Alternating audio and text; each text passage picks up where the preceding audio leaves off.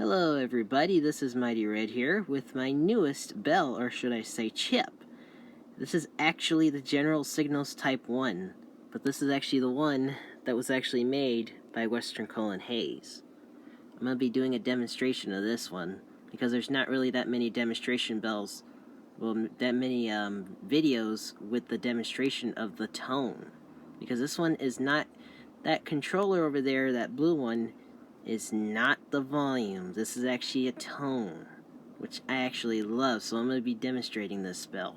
Right now I have it set to its lowest tone, but I'm actually going to adjust it for this video.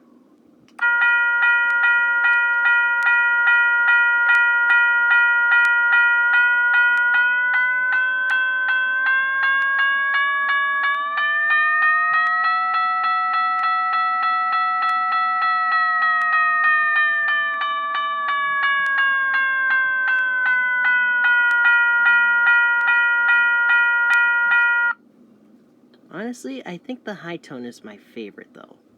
Anyways, there we go. General Signals Type 1.